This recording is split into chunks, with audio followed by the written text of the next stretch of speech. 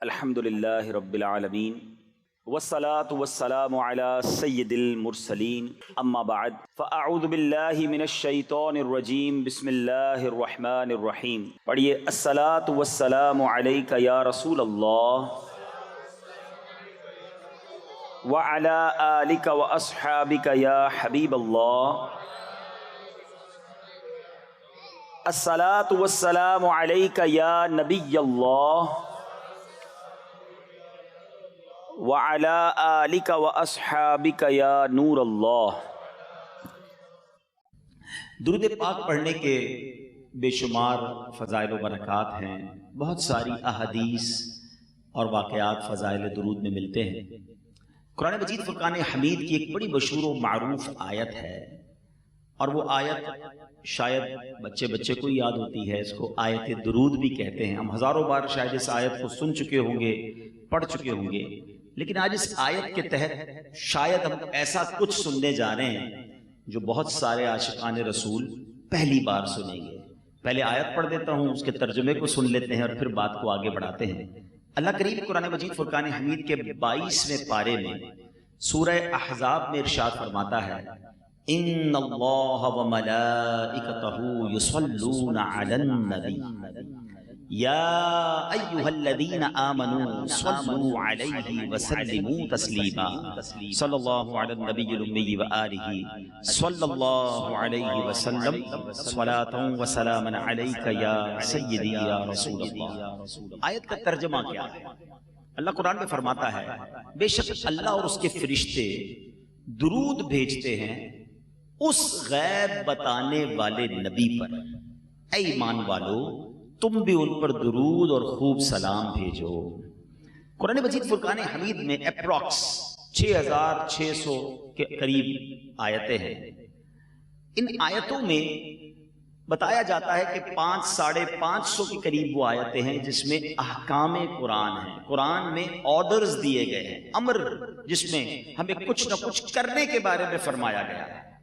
ان تمام احکام میں کوئی ایسا آرڈر، کوئی ایسا حکم نہیں ہے سوائے اس آیت کے جس میں اللہ نے یہ فرمایا ہو کہ اے میرے بندو، یہ کام میں بھی کرتا ہوں، میرے فرشتے بھی کرتے ہیں، اور تم بھی کرو، تم بھی اس میں شامل ہو جاؤ۔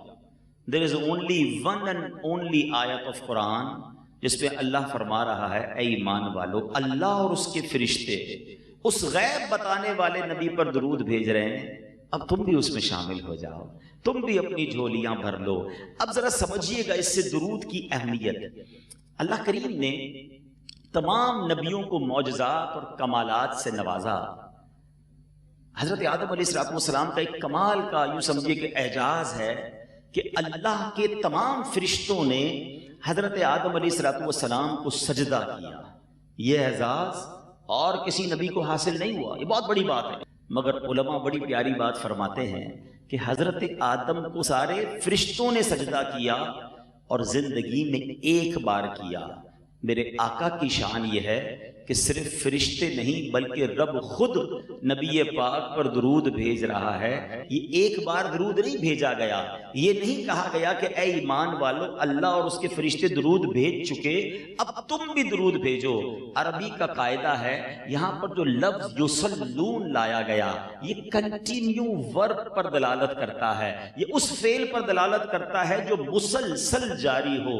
تو مطلب یہ ہوا کہ اللہ اور اس کے فرشتے مسلسل درود بھیج رہے ہیں، رحمتیں نازل ہو رہی ہیں۔ حضرت آدم کی بارگاہ میں ایک بار سجدہ کیا گیا اور یہ اللہ کے سارے فرشتے اور خود ذات باری تعالیٰ درود و سلام بھیج رہا ہے۔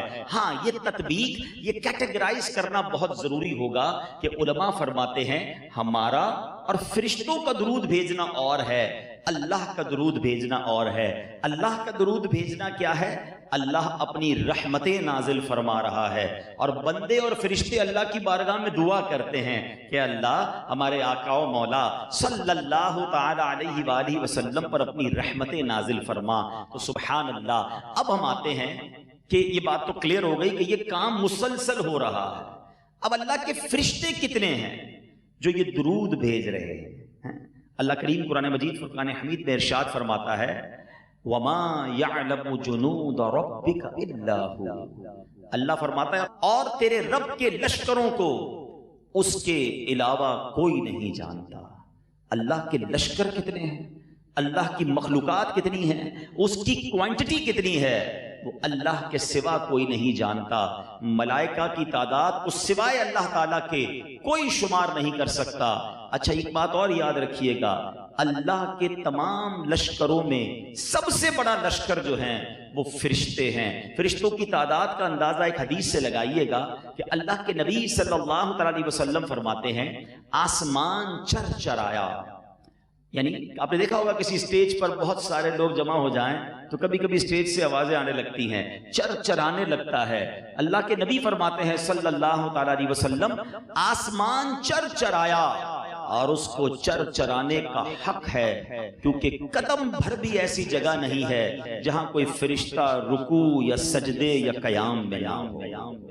اتنے فرشتے لیکن ہیں کتنے؟ چلو ٹرائی کرتے ہیں کچھ امیجنیشن کی، کچھ کیلکولیشن کی۔ بہت ساری حدیثوں میں بہت ساری کیٹیگریز بیان کی گئیں فرشتوں کی، ٹھیک ہے نا؟ تو میں چند کیٹیگریز بیان کرتا ہوں، آپ کو بھی یاد آ جائے گا کہ ہاں یار یہ والے فرشتے بھی سنے تھے، یہ والے فرشتے بھی سنے تھے۔ تو ذرا سنتے جائیے، ایمان تازہ کرتے جائیے۔ ملائکہ مقربین، عرش اٹھانے والے فرشتے، ساتوں آسمانوں میں رہنے والے اربوں سے زائد فرشتے، جنت کے پہرے دار، جہنم کے داروغے، سمندروں پر مقرر فرشتے، بادلوں پر مامور فرشتے، ہواؤں کو چلانے والے فرشتے، بارش برسانے پر مامور فرشتے، ماں کے پیٹ پہ بچوں کی صورتیں بنانے والے فرشتے، رسول اکرم علیہ الصلوۃ والسلام کی بارگاہ میں ہمارے درود پہنچانے والے فرشتے۔ جب ہم الحمد شریف نماز میں پڑھتے ہیں اور آخر میں آمین کہتے ہیں تو نمازیوں کی تلاوت پر آمین کہنے والے فرشتے۔ تو اب اتنے سارے فرشتے ہیں، کوانٹٹی کتنی ہے، آل ٹوگیدر کتنے ہیں؟ سبحان اللہ۔ ایک بڑی کمال کی کیلکولیشن بیان کی سعادت الدارین میں امام نبہانی رحمۃ اللہ تعالی علیہ فرماتے ہیں انسان جو ہے نا وہ جنات کا 10واں حصہ ہے۔ ایک آپ نے روایت سنی بھی ہوگی کہ جب ایک انسان کا بچہ پیدا ہوتا ہے تو 7-9 وہ بھی پیدا ہوتے ہیں، ٹھیک ہے نا؟ تو انسان 10واں حصہ ہے۔ فرمایا ان دونوں کو جمع کر لیں تو فرمایا جن اور انسان مل جائیں تو خشکی کے جانوروں کا 10واں حصہ ہے۔ جتنے جانور ہیں نا زمین پر، آپ جتنے بہت سارے بکری ہے تو گائے ہے تو اونٹ ہے اور بہت سارے جانور ہیں، اشراف الارض ہیں، یہ سب ملائیں تو انسان اور جنات اس کا 10واں حصہ بنتے ہیں۔ فرمایا یہ سب مل جائیں تو پھر یہ پرندوں کا 10واں حصہ ہے۔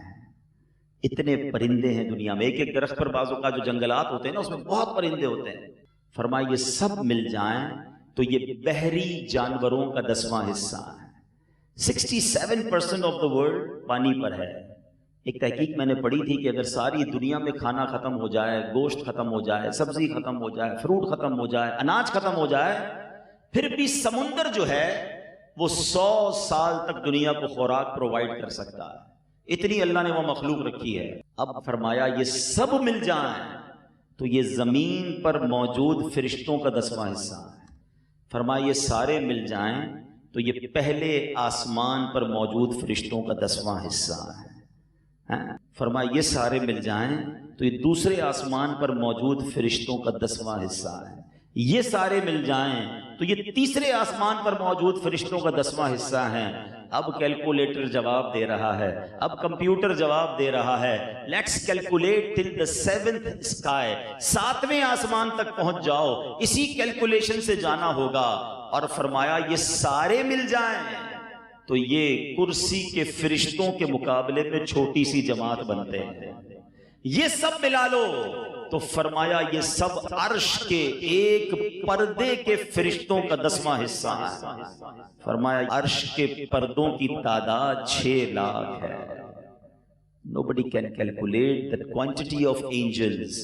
فرشتوں کی تعداد کو کیلکولیٹ کرنا ہمارے بس سے باہر ہے۔ یہ تو ہو گئی علماء کی تحقیق۔ اب آؤ ذرا ایک عشق والی تحقیق سے سمجھانے کی کوشش کرتا ہوں۔ اللہ مجھے اور آپ کو جلدی جلدی مدینے کی حاضری عطا فرمائے۔ سنا ہے نا، روایتیں پڑھی ہوں گی، سنی ہوں گی کہ نبی پاک علیہ الصلوۃ والسلام کی بارگاہ میں روزانہ 70,000 فرشتے صبح حاضری دیتے ہیں، 70,000 فرشتے شام حاضری دیتے ہیں، اور جو ایک بار حاضری دے اسے دوبارہ حاضری کا موقع نہیں ملتا۔ اب وجہ سمجھ آ رہی ہوگی کہ یار ایک بار حاضری دوبارہ نہیں، اونلی 12 آورز ہیں، وجہ کیا ہے؟ وجہ یہ ہے اتنے فرشتے ہیں، آقا تو سب کے آقا ہے نا، رحمت للعالمین ہے نا، سب کو حاضری دینی ہے نا۔ اگر ایک کو بار بار بلانے کا موقع ملتا، اگر ان کو بار بار اجازت ملتی تو کروڑوں رہ جاتے۔ اب سوچو کتنے فرشتے ہیں، 1450 سال میرے آقا کو جلوہ فرما ہوئے ہو گئے قبر میں کم و بیش، روزانہ کتنے فرشتے حاضری دے رہے ہیں؟ ذرا ساتھ دینا میرا۔ 1,40,000۔ کبھی اکیلے میں بیٹھے ہو کیلکولیٹر پہ ویسے ہی کھیلتے رہتے ہیں لوگ، کبھی یہ والی کیلکولیشن بھی کرنا کہ روز 1,40,000 تو مہینے کے کتنے ہوئے ہیں؟ 14 لاکھ ہوئے 10 دن کے، 28 لاکھ ہوئے 20 دن کے، اور 30 دن کے if I'm not wrong 42 lakh فرشتے ہو گئے۔ ایک مہینے میں 42 لاکھ فرشتے، ایک سال میں کتنے؟ 100 سال میں کتنے؟ 1450 سال میں کتنے؟ سلسلہ رکا نہیں ہے، یہ صبح قیامت تک جاری رہے گا۔ جب تک قیامت نہیں آئے گی ہر بار وہ فرشتے آئیں گے جو پہلے نہیں آئے تھے۔ یہی فلسفہ سیدی اعلیٰ حضرت نے سمجھایا، فرماتے ہیں 70,000 صبح ہیں، 70,000 شام، یوں بندگی زلف و رخ 8 پہر کی ہے، جو ایک بار آئے دوبارہ نہ آئیں گے، کیوں؟ رخصت ہی بارگاہ سے بس اس قدر کی ہے۔ اب کوئسچن ہے کیوں ایک بار، کیوں اگین نہیں؟ کہتے ہیں یہ بدلیاں نہ ہو تو کروڑوں کی آس جائے۔ فرشتے ہی اتنے ہیں کہ اگر بدلیاں نہ ہوتی تو باری نہ آتی، یہ بدلیاں نہ ہو تو کروڑوں کی آس جائے۔ اور یہ بارگاہ مرحمت عام ترکی ہے، آقا تو سب کے آقا ہے نا، سب کو چانس ملنا تھا، تو اس لیے ایک ہی بار حاضری دی۔ اور پھر کیا خوبصورت بات بریلی کے تاجدار لکھتے ہیں، اے غلاموں تم پر مہربانی کیسی ہے، وہ تو معصوم ہیں، وہ تو گناہ کرتے نہیں، تم گناہگار ہو، انہیں ایک بار بلایا گیا زندگی میں اور تمہیں بار بار اجازت دی جاتی ہے۔ 12 گھنٹے کی نہیں، جتنی دیر رہنی ہے رہ لو، بلکہ ساری عمر رہنا ہو تو آقا اس پر بھی کرم فرماتے ہیں معصوم کو تو عمر میں صرف ایک بار معصوم کو تو عمر میں صرف ایک بار آسی پڑے رہیں تو صلاح عمر بھر کی ہے۔ اب ذرا سمجھو یہ اتنے فرشتے، انکاؤنٹیبل اینجلز، سب کی ڈیوٹی کیا ہے، سب کا کام کیا ہے؟ اللہ قرآن میں فرما رہا ہے ان اللہ وملائکتہ یصلون علی النبی، اللہ کے فرشتے آقا پر مسلسل درود بھیج رہے ہیں۔ اب اس سے بات پتہ ہے کیا سمجھ آئی؟ میرے آقا کو ہمارے درود کی حاجت نہیں ہے، معصوم فرشتے، خربوں بھی تھوڑا لفظ ہے، انکاؤنٹیبل، وہ تو مسلسل درود بھیج رہے ہیں۔ سچی بات پتہ ہے کیا ہے؟ ہماری میمنی میں ایک جملہ کہا جاتا ہے، کسی کو کوئی سودا دے کر کہتے ہیں اس کو کھٹا دو، ان کے کھٹائی ڈیو بیچارے کے کوئی کم ڈیو۔ سچی بات یہ ہے میرے آقا کو ہمارے درود کی حاجت نہیں، ہمیں موقع دیا جا رہا ہے، ہمیں کھٹایا جا رہا ہے کہ چلو تم بھی درود پڑھ کے اپنی جھولیاں بھر لو، اپنے کام سیدھے کر لو، میرے محبوب کے گداگروں میں، میرے محبوب کے ثنا خانوں میں، ان کا ذکر کرنے والوں میں تم بھی شامل ہو جاؤ تاکہ تمہاری جھولیاں بھی بھر دی جائیں۔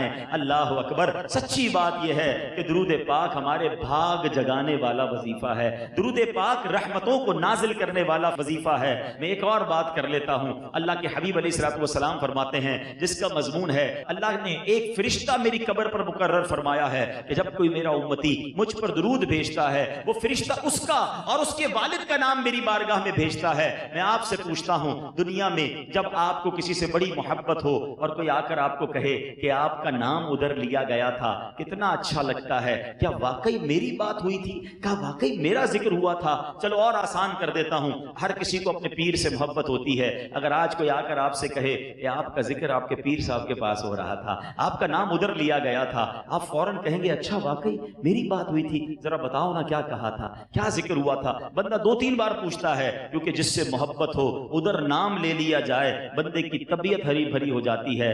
ارے سوچو تو صحیح، تم ادھر درود پڑھتے ہو، ادھر فرشتہ تمہارا نام آقا کی بارگاہ میں لیتا ہے، اور صرف میرا نام نہیں میرے والد کا نام بھی لیتا ہے۔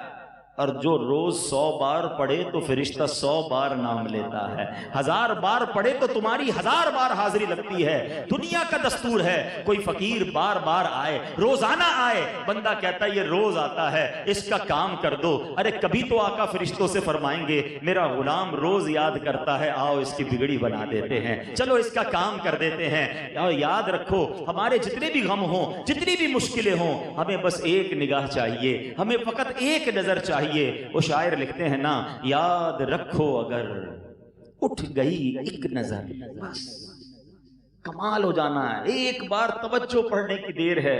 یاد رکھو اگر اٹھ گئی ایک نظر، جتنے خالی ہیں سب جام بھر جائیں گے۔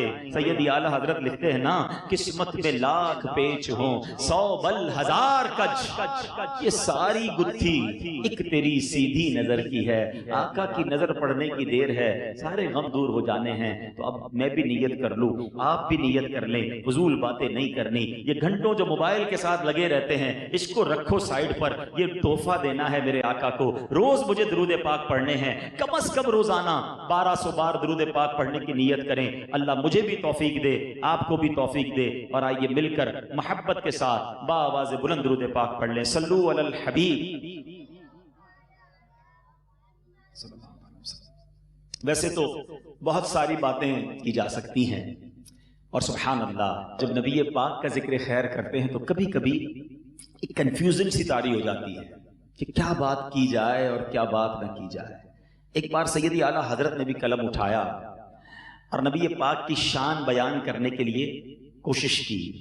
کمال یہ ہے کہ اس پورے کلام میں بریلی کے تاجدار جو اپنے وقت کے امام ہیں، امیر المومنین فی الحدیث ہیں، وہ کلام میں ڈھونڈتے ہی رہے کہ نبی پاک کو میں نے کہنا کیا ہے، آقا کی شان میں کون سا لفظ استعمال کروں۔ کہتے ہیں سرور کہوں کہ مالک و مولا کہوں تجھے، try to find the word. وہ ڈھونڈ رہے ہیں کہ نبی پاک کو کس نام سے ذکر کروں، شان بیان کیسے کروں۔ اب سیدی اعلیٰ حضرت کی کیفیت کا اندازہ لگائیں۔ کہتے ہیں سرور کہوں کہ مالک و مولا کہوں تجھے، باغ خلیل کا گل زیبا کہوں تجھے، آقا تیرے تو وصف عیب تناہی سے ہیں بری، حیران ہوں میرے شاہ میں کیا کیا کہوں تجھے۔ یہ شعر بچپن سے سن رہے ہیں، آج ذرا اس کو سمجھ لو تو اب مزہ اور آنے لگے گا۔ عیب تناہی کس کو کہتے ہیں؟ تناہی کہتے ہیں کسی چیز کا اینڈ ہو جانا، ختم ہو جانا۔ مثال کے طور پہ میں یہاں آپ سب کو ایک کاغذ دوں، ساتھ قلم دوں، اور کہوں جس پرسنالٹی کو آپ پسند کرتے ہیں ذرا اس کی تعریف لکھیں۔ آپ اس کی تعریف لکھنا شروع کریں گے، بڑا خوبصورت ہے، بڑا ملنسار ہے، بڑا پولائٹ ہے، بڑی عاجزی ہے، جناب ہمت بڑھاتا ہے، حوصلہ دیتا ہے، سخی بھی ہے، اسمائل مسکراتا بھی بہت اچھا ہے۔ 10 چیزیں لکھ لو گے، 15 لکھ لو گے، 25 لکھ لو گے، اس کے بعد آپ پیپر بھی واپس دیں گے، قلم بھی واپس دیں گے۔ اس کا مطلب یہ ہوا کہ آپ کی بات پوری ہو گئی، اینڈ ہو گئی۔ سبحان اللہ، میرے رضا کہتے ہیں میرے آقا وہ ہیں جن کی تعریف کرو بات ختم نہیں ہوتی ہے۔ یہ اینڈ ہونا بھی تو عیب ہے۔ آقا آپ کے اوصاف اتنے ہیں جو عیب تناہی سے بھی بری ہیں، آپ کی بات ختم ہی نہیں ہوتی ہے۔ کہتے ہیں آقا تیرے تو وصف عیب تناہی سے ہیں بری، حیران ہوں میرے شاہ میں کیا کیا کہوں تجھے۔ پورے کلام میں دیکھو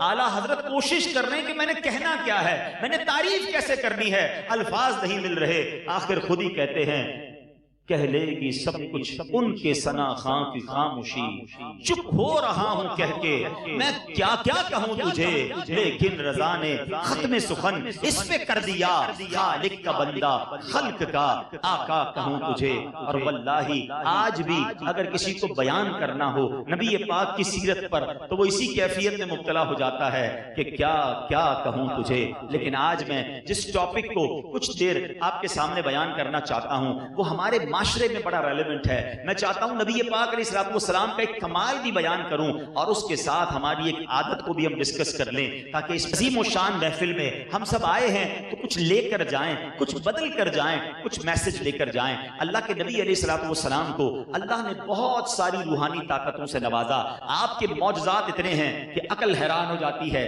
لیکن روحانی اسپرچول پاور کے ساتھ ساتھ اللہ کریم نے نبی پاک علیہ الصلوۃ والسلام کو فزیکل پاور بھی کمال کا عطا فرمایا، جسمانی طاقت۔ آج لوگ کہتے ہیں نا یار بڑا طاقتور آدمی ہے، ہیوی ویٹ چیمپئن ہے. ارے بھائی وہ تو اتنے سارے وزن کو اٹھا لیتا ہے، بڑی دیوار گرا دیتا ہے. بڑے مقابلے ہوتے ہیں دنیا میں. اللہ کے نبی علیہ الصلوۃ والسلام کو اللہ نے کیسی طاقت دی تھی. پیارے آقا علیہ الصلوۃ والسلام عرب کے علاقوں میں تشریف لے جاتے، لوگوں کو اسلام کی طرف بلاتے، تبلیغ کرتے، دین کی طرف بلاتے.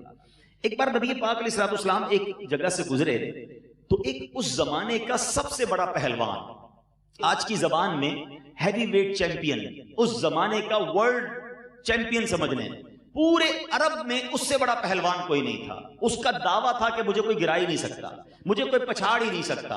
اچھا نبی پاک علیہ الصلوۃ والسلام اسے اسلام کی دعوت دینے گئے تھے. پیارے آقا علیہ الصلوۃ والسلام، اس کا نام تھا رکانہ. پیارے آقا علیہ الصلوۃ والسلام نے کہا اے رکانہ ایمان لے آؤ، اللہ پر ایمان لے آؤ، اسلام قبول کر لو. اچھا جو پہلوان ہوتا ہے نا اس کا دماغ بھی بعض اوقات پہلوانوں والا ہی ہوتا ہے.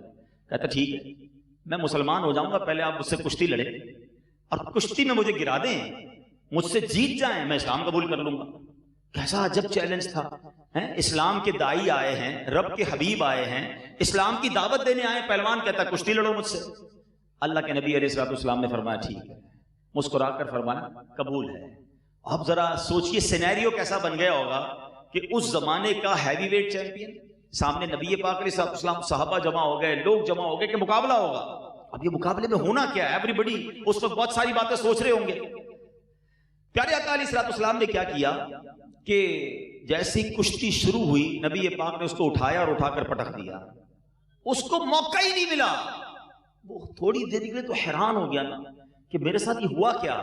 رکانہ کا دعویٰ یہ تھا کہ میری پیٹھ کوئی زمین پہ نہیں لگا سکتا، مگر نبی پاک نے اس کو پہلی باری میں اٹھا کے زمین پہ پٹک دیا. اچھا پہلوان تھا، کہتا مجھے سمجھ نہیں آئی میرے ساتھ کیا ہوا، مجھے دوبارہ کشتی لڑنی ہے، ایک بار پھر مجھ سے مجھے ہرا کر بتائیں. نبی پاک نے فرمایا دوبارہ کرتے ہیں. وہ دوبارہ آیا تیار ہو کے. آقا علیہ السلام نے پھر اس کو پہلی باری میں اٹھایا اور اٹھا کے پٹک دیا. وہ کچھ کر ہی نہیں سکا. پھر اور غصہ اور جوش، کہتا ہے مجھے تیسری بار مقابلہ کرنا ہے. نبی پاک نے فرمایا آ جاؤ پھر شوق پورا کر لو. وہ خلاصہ عرض کر رہا ہوں. اللہ کے حبیب نے اٹھایا پھر اٹھا کر پٹک دیا. کہتا ہے خدا کی قسم آپ کی عجیب شان ہے، آج تک عرب کا کوئی پہلوان میری پیٹھ زمین تک نہیں لگا سکا اور آپ نے چشم زدن میں مجھے زمین پر پچھاڑ دیا ہے. سبحان اللہ. رکانہ نے کلمہ پڑھا اور مسلمان ہو گیا.